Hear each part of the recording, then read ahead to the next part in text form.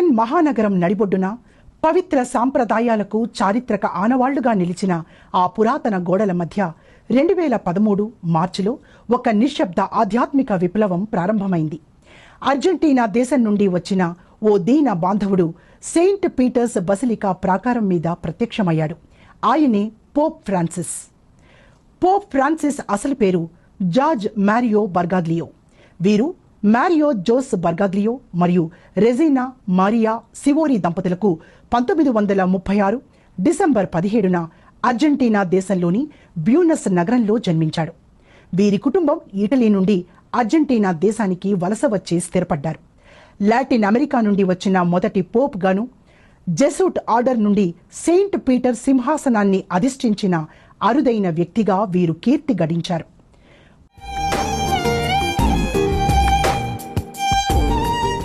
ఏలూరు కథోలిక గురువులకి, కన్యాస్త్రీలకి, గృహస్థ క్రైస్తవులకి మరియు ఏలూరు మేత్రాసనలో ఉన్నటువంటి ప్రతి ఒక్కరికి మీ పీఠాధిపతిగా ప్రగాఢ సంతాపాన్ని తెలియజేస్తున్నాను.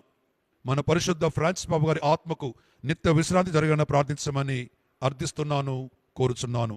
పరిశుద్ధ ఫ్రాన్సిస్ బాబు గారి ఆత్మ క్రీస్తులో నిత్య విశ్రాంతిని పొందునుగాక. ఆమేన్. 1958వ సంవత్సరంలో వీరు తన యవ్వన దశలోనే జెసూట్ సమాజంలో చేరారు. తత్వశాస్త్రం, సాహిత్యంపై మక్కువను కలిగి ఉన్నారు. అలాగే పేద ప్రజలపై అపారమైన ప్రేమను పెంచుకున్నారు. అర్జెంటీనా దేశంలో రాజకీయ అనిశ్చితి పరిస్థితులు నెలకొన్న కాలంలోనే 1969లో ప్రీస్ట్గా అభిషేకించబడ్డారు.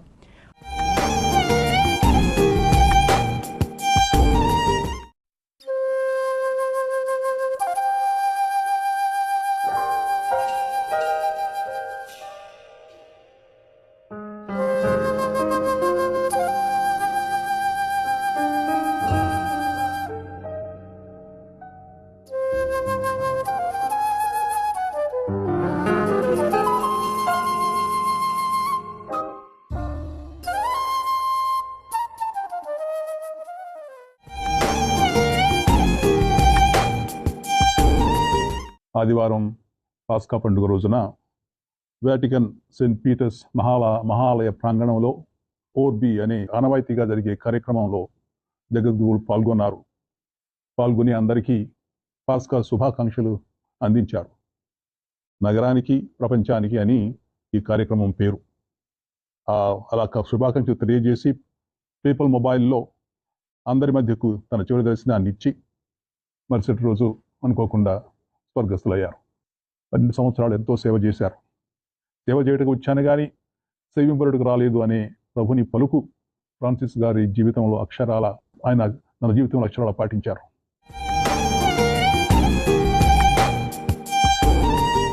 1998వ సంవత్సరంలో వీరిని బ్యూనస్ ఎయిరెస్ డయాసిస్ ఆర్చ్ బిషప్గా, 2001వ సంవత్సరంలో కార్డినల్గాను పోప్ జాన్ పాల్ II ప్రతిష్ఠించారు. వీరు ఆర్చ్ బిషప్ హోదాలో ఉన్నప్పటికీ అతి సాధారణ జీవితం గడిపారు. ఆయన ఒక చిన్న ఇంటిలో నివాసముండేవారు. స్వయంగా వంట చేసుకునేవారు. మురికి వాడల్లోనికి వెళ్లి పేద ప్రజలను పరామర్శించేవారు. ఆయన అధికారం కోసం ఆరాటపడలేదు, కానీ ప్రజల పక్షాన పోరాడడానికి ఇష్టపడ్డారు.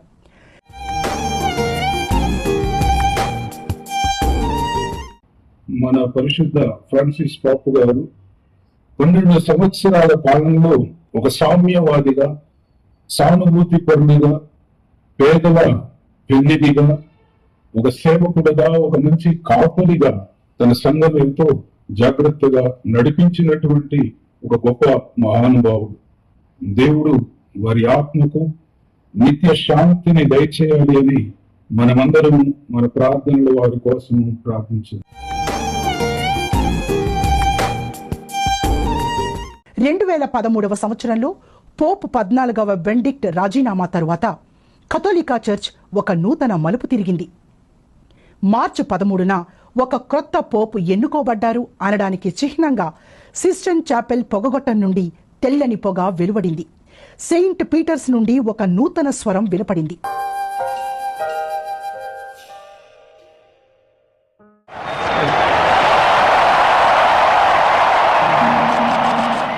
fratelli e sorelle, buonasera.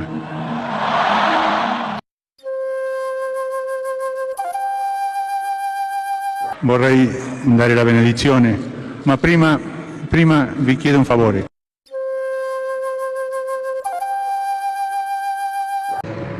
Questa preghiera di voi su di me.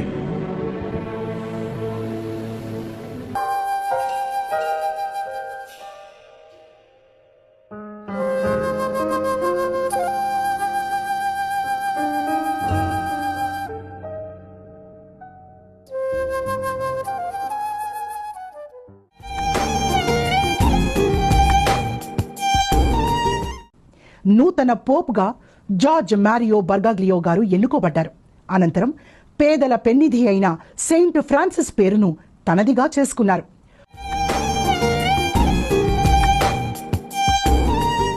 మన పరిశుద్ధ పాపు గారు గొప్ప మానవతావాది, దైవ సేవకుడు, గొప్ప అనుచరుడు, ఎంతో చైతన్యంతో అపోస్తలుల స్ఫూర్తితో గత 12 సంవత్సరాల పాటు అహర్నిశలు శ్రమిస్తూ ఈ తిరుసభను నడిపించినటువంటి గొప్ప నాయకులు ఫ్రాన్సిస్ పాపు గారు. ఆయన స్ఫూర్తితో మన శ్రీ సభను ప్రజలకు చేరువయ్యేటట్లు చేద్దాం. ఆయన బాటలో నడుస్తూ ఈ తిరుసభ మనది, మనందరిది అని కలిసికట్టుగా పయనిద్దాం. క్రీస్తు రాజ్యాన్ని ఈ ప్రపంచంలో స్థాపిద్దాం. అప్పుడే మన పాపుగారి ఆత్మకు శాంతి చేకూరుతుంది.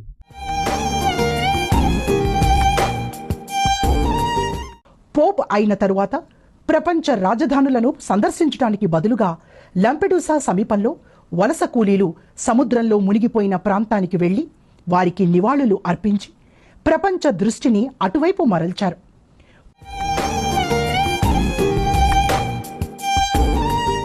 ఆయన ఆధ్యాత్మిక నాయకుడే కాదు, అటు సామాజికంగా ఎంతో గొప్ప సందేశాన్ని సేవను చేసినటువంటి ఒక గొప్ప పుణ్యాత్ముడు.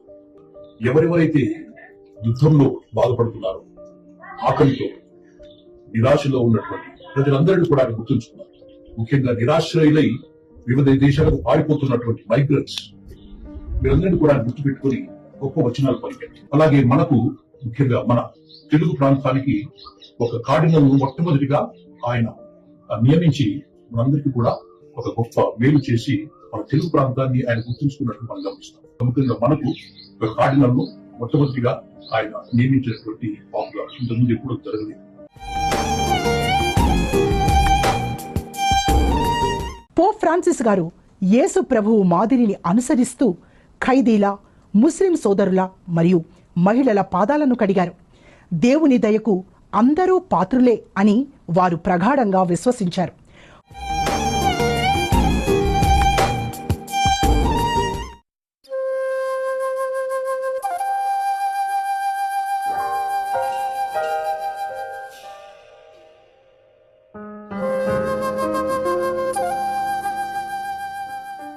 మన పరిశుద్ధ ఫ్రాన్సిస్ పాప్ గారు వారు మనకు వదిలి వెళ్ళినటువంటి ఆదర్శం, సందేశం అన్నది శాశ్వతమైనటువంటిది.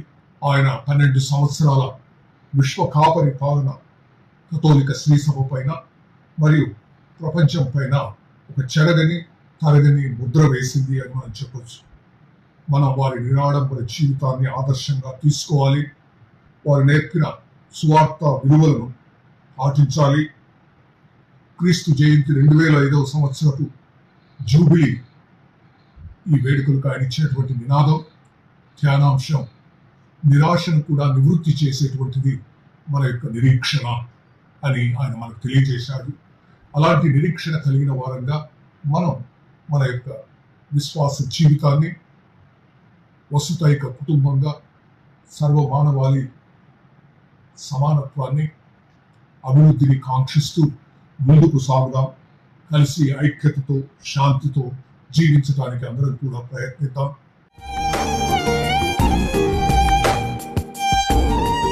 పోప్ ఫ్రాన్సిస్ గారు ఒకవైపు క్రైస్తవ సంఘాల ఐక్యతను ఆకాంక్షించారు.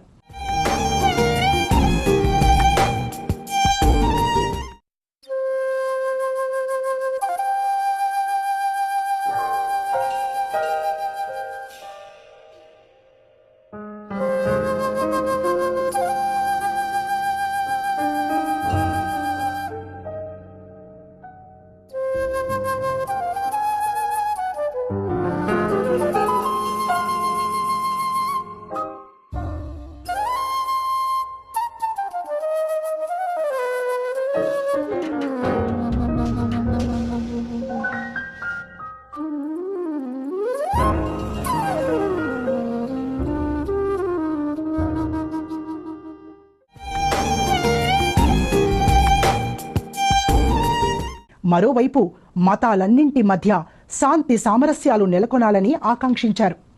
2019వ సంవత్సరంలో అన్ని మతాల మధ్య శాంతి నెలకొనాలని అల్ అజర్ గ్రాండ్ ఇమామ్తో కలిసి ఒక చారిత్రక పత్రం మీద సంతకం చేశారు.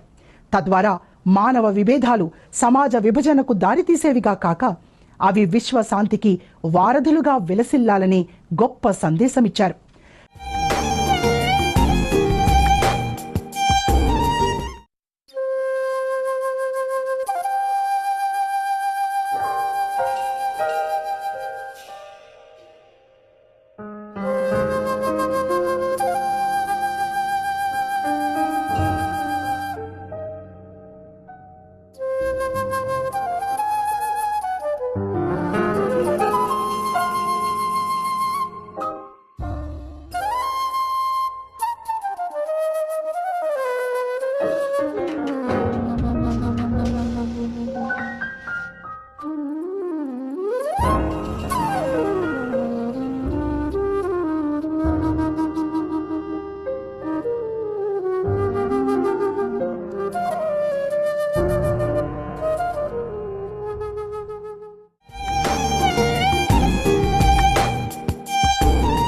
ఫ్రాన్సిస్ పాపు గారు ప్రేమ కాపరి, ప్రజల కాపరి, నిడారంబర కాపరి, విశ్వాస కాపరి, కారుణ్య కాపరి. ముఖ్యంగా సువార్తకు, దైవరాజ్యానికి దూరంగా ఉన్నటువంటి వారిని చేరుకొని వారిని ఆదరించాలి. ఆ మహాపిలుపునిచ్చినటువంటి మహాకాపరి మన ఫ్రాన్సిస్ పాపు గారు. మన మధ్య లేరు అనేది ఒక బాధను కలిగించినప్పటికీ కూడా తన యొక్క పరిచర్యతో మనం అందరం కూడా దేవుని విశ్వాసం బలపడ్డాం అనేది మన వాస్తవము. ఆ వాస్తవం జీవించినప్పుడు మనకు కూడా ఆనందం కలుగుతుంది.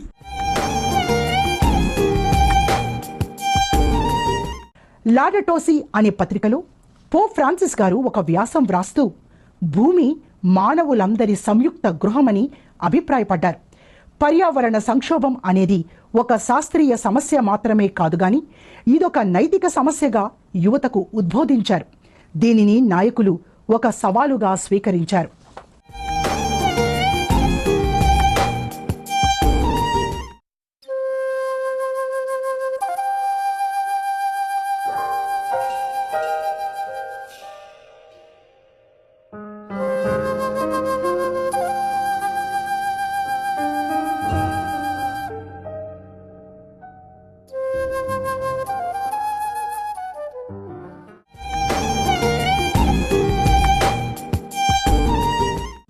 పోప్ ఫ్రాన్సిస్ గారు ఫ్రాటెల్లీ టుట్టి అనే పత్రికలో సామాజిక స్నేహం మరియు సంభాషణలతో ప్రపంచం బాగుపడుతుందని భావించారు.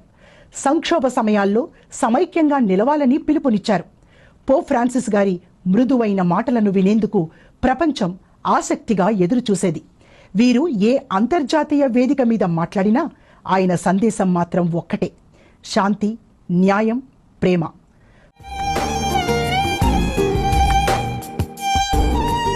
పరిశుద్ధ ఫ్రాన్సిస్ పాపు గారు కేవలము శ్రీసభ సభ్యులను, క్రైస్తవులను మాత్రమే కాదు, తన వ్యక్తిత్వము ద్వారా, తన ప్రచారము ద్వారా ప్రపంచ నేతలను, ప్రపంచ దేశాలను కూడా ఎంతో ప్రభావితం చేశారు.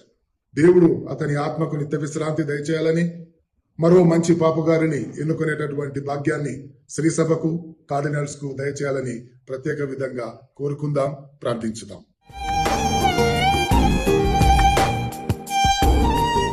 పేదల పెన్నిధి అయిన సెయింట్ ఫ్రాన్సిస్ పేరును తనదిగా చేసుకుని పేదల పక్షాన నిలిచి ప్రజల పోపుగా చరిత్రకెక్కారు. ప్రజల మధ్య అడ్డుగోడలను కాకుండా ప్రజలను ఐక్యం చేసే వారధులను నిర్మించిన పోప్ ఫ్రాన్సిస్ గారు 2025 ఏప్రిల్ 21న ప్రభువు సాన్నిధ్యంలోనికి ప్రవేశించారు.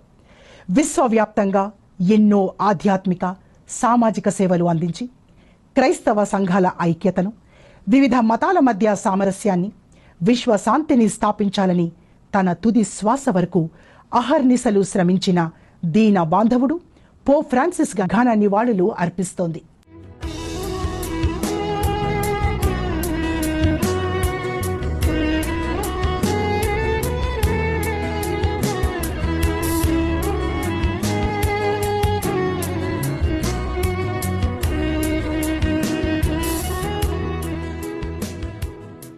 మరిన్ని వీడియోల కొరకు మా ఛానల్ను సబ్స్క్రైబ్ చేసుకోండి.